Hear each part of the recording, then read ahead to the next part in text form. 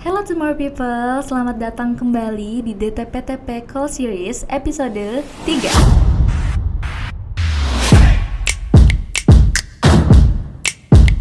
Di episode kali ini kita masih berbicara tentang immersive technology, immersive learning, AR, VR, dan juga MR. Buat teman-teman yang belum nonton episode 1 dan 2-nya, boleh mampir ke channel kita. Di situ ada 2 video, 2 episode tentang immersive learning, immersive technology, AR, VR, dan juga MR. Masih bersama co-founder dan CEO dari Hologram Indonesia, Kak Daniel. Masih aman ya Kak? Aman, masih semangat? aman. Masih dong. Masih semangat Kak Danielnya. Teman-teman juga di rumah jangan lupa masih dibangkitkan lagi semangatnya, karena di episode kali ini kita akan membahas tentang implementasi penggunaan AR, VR, dan juga MR di kehidupan sehari-hari. Boleh langsung aja Kak diceritakan, mungkin boleh dikasih contoh juga di bidang apa aja sih kita bisa menggunakan itu semua? Ya, jadi immersive technology ini bisa dibilang mulai banyak diadopsi khususnya ketika COVID kemarin. Okay. Mungkin kamu pernah dengar metaverse ya? Yeah. Kemarin booming banget kan metaverse by Facebook. Bisa dibilang metaverse ini adalah salah satu bentuk implementasi dari immersive technology. Walaupun memang belum fully immersive ya, karena untuk bisa cuman arahnya itu ke VR sebenarnya si metaverse ini. Untuk kita bisa ngerasain full immersive-nya, kita harus pakai VR device lalu masuk ke si metaverse-nya Facebook, sebenarnya seperti itu. Gitu. Cuman dari situ kelihatan momen di mana industri ini mulai melirik immersive technology ini, bagaimana mereka ingin mengadopsi untuk membantu dalam mungkin business operationnya mereka atau daily operationnya mereka, kurang lebih seperti itu. Nah, sebelum saya membahas detail implementasinya, saya mau mengangkat sedikit overview bahwa immersive technology ini sebenarnya menyasarnya ada 2 aspek yang ingin disasar. Yang pertama adalah aspek emosional atau experience. Yang kedua adalah utility-nya. Nah, seperti yang kita tahu, segala hal produk atau teknologi itu goals-nya adalah untuk harapannya bisa either membuat kita happy atau kita membantu kita dalam kegiatan sehari-hari, kurang lebih seperti itu. Nah, immersive ini sebenarnya sampai saat ini yang banyak kita implementasikan, khususnya karena kita memang fokus di deliver solution untuk immersive ini, kita masih lebih banyak ke aspek emosionalnya atau experience ya. Dimana sampai saat ini klien-klien kita ini ingin implementasi immersive technology, alasannya karena mereka ingin something yang sophisticated, yang user experience-nya unik dan berbeda. Gitu. Tapi ternyata setelah ketika COVID mulai ada pergeseran, mereka ingin memanfaatkan immersive technology ini menjadi sesuatu yang fungsional untuk membantu keseharian mereka. Saya ambil contoh misalnya kita di bidang edukasi ya, bidang edukasi. Edukasi itu immersive technology baik AR atau VR itu akan sangat membantu ketika kita bisa membuat suatu aplikasi berbasis immersive ini yang tujuannya untuk mensupport simulasi, hal-hal yang berbau dengan simulasi, training, pelatihan. Apalagi khususnya beberapa mata pelajaran yang memerlukan studi kasus ke lapangan tuh. Kan kemarin selama pandemi kita nggak bisa kemana-mana kan. Yeah. Sebenarnya VR itu membantu.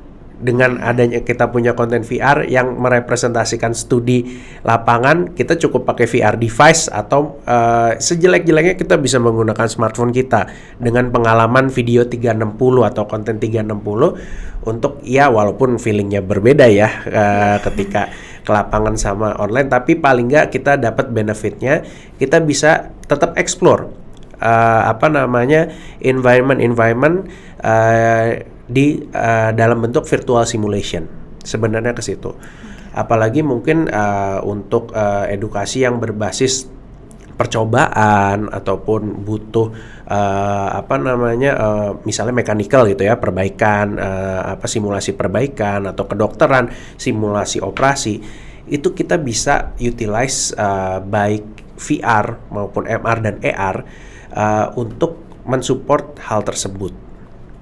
Nah, yang kedua adalah mungkin untuk kemarin itu yang benar-benar real case di lapangan yang kita lihat benefitnya adalah kemarin itu untuk kita istilahnya remote maintenance.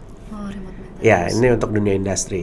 Jadi remote maintenance ini kemarin ketika COVID, case-nya adalah si teknisi pusat ini biasanya ketika maintenance kan ngirim teknisi pusat ke lapangan. Yeah. Tapi karena COVID nggak bisa dong. Yeah. Jadi teknisi lapangan yang kurang berpengalaman harus dituntut untuk bisa melakukan kegiatan maintenance yang biasanya dilakukan sama teknisi yang lebih berpengalaman dari pusat. Nah, untuk mengatasi masalah tersebut, jadinya muncul istilah remote maintenance, di mana si teknisi lapangan di-guide, dibimbing sama teknisi pusat dengan menggunakan mixed reality. Gitu. Jadi si teknisi lapangan menggunakan mixed reality device, si HoloLens tadi. Kemudian ketika proses maintenance terjadi, dia di-guide sama teknisi pusat karena konsepnya seperti video call sebenarnya. Tapi yang membedakan dari video call biasa adalah si teknisi pusat maupun teknisi lapangan sama-sama bisa memberikan istilahnya annotation, live annotation ketika melakukan video call. Jadi dia tahu bagian mana yang harus repair, diperbaiki, step-stepnya bagaimana, seperti itu. Oke, jadi sangat banyak manfaatnya dari immersive learning dan immersive technology ini. Sebuah teknologi baru yang mungkin tadinya ada beberapa yang kita kira fiktif, tapi justru jadi efektif ya semuanya ya Kak. Apalagi yang kayak tadi Kakak sebutkan dari remote maintenance, terus di pembelajaran juga dari bidang kedokteran itu bisa belajar lewat VR, di dunia hiburannya juga bisa lewat VR juga, bisa belajar lewat AR juga, bisa MR juga gitu. Nah, kalau untuk teman-teman nih Kak yang di rumah, Tomorrow People yang di rumah ingin belajar lebih lanjut gitu tentang ini semua, boleh kemana sih Kak? Atau Kakak mungkin boleh sharing sedikit belajarnya itu dari mana sih Kak? Ya, mungkin ini good question buat Tomorrow People yang tertarik nih, kayaknya saya pengen coba-coba sendiri nih, develop something yang simple lah, AR atau VR. Tentunya dengan sekarang informasi ada di mana-mana, ChatGPT, kamu bisa tanya ke ChatGPT, kalian bisa browsing sebenarnya. Tapi base-nya yang gampang adalah seperti ini. Basic pemrograman untuk VR, AR, mixed reality ini sebenarnya sama dengan game development. Jadi kalau kalian ngambil jurusan kuliah, kalau Tomorrow People ngambil jurusan kuliah itu yang game development, bisa dibilang percabangannya ini bisa untuk develop untuk konten AR, VR, dan mixed reality. Karena secara metode itu sama. Seperti itu. Jadi ya kalian Tomorrow People tinggal browsing aja di Google bagaimana basic game development, tools apa aja yang diperlukan untuk game development. Pasti in the end akan ketemu caranya bagaimana untuk develop VR, AR, dan MR. Tapi memang kalau Tomorrow People ingin belajar lebih dalam, tentunya bisa follow IG Hologram Indonesia, kontak kita dengan senang hati akan sharing hal-hal yang berbau dengan edukasi, terutama terkait immersive technology itu sendiri. Oke, jadi teman-teman Tomorrow People bisa langsung meluncur ke sosial medianya Hologram Indonesia. Langsung dijawab sama Kak Daniel atau bukan? Saya bisa jawab, tapi tentunya ada tim expert kami terkait teknis yang bisa lebih dalam lagi. Oke. Dengan begitu, kita akhiri podcast kita dengan tema Immersive Technology, Immersive Learning, AR, VR, dan MR. Terima kasih banyak Kak Daniel sudah meluangkan waktunya, sudah membagi ilmunya, dan memberikan insight-insight baru juga untuk aku dan teman-teman Tomorrow People di rumah. Jangan bosan-bosan main ke DTPTP Call Series. Mungkin closing statement deh Kak dari Kak Daniel sambil kita nanti menutup podcast ini dengan tagline DTPTP Call Series. Ya, buat Tomorrow People, ya seiring perkembangan waktu dan zaman dan juga teknologi tentunya challenge semakin berat ke depannya gitu. Dengan adanya teknologi, harapan ya terutama ya dari saya adalah jangan jadikan teknologi ini sebuah halangan atau menjadi momok buat kita. dengan ada teknologi kita jadi malas. Harus dirubah pola pikirnya.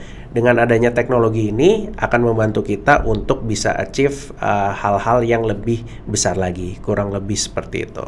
Luar biasa sekali, boleh tepuk tangan di teman-teman Tomorrow People. Terima kasih sekali Kak Daniel. Untuk teman-teman, terima kasih sudah menonton DTP Call Series sampai dengan episode 3. Semoga series ini bisa memberikan informasi, insight baru dan bisa jadi bermanfaat untuk teman-teman semua, terutama di bidang transformasi pendidikan dan teknologi pembelajaran. Aku Nada dan Kak Daniel pamit. Kita akan ketemu di episode selanjutnya tentunya dengan topik-topik menarik lainnya. Jadi stay tune terus. Jangan lupa like, comment, dan share video ini sebanyak-banyaknya. Sekali lagi Kak, boleh tagline-nya? Ya. 1, 2, 3. Keep up growth mindset. Sampai jumpa.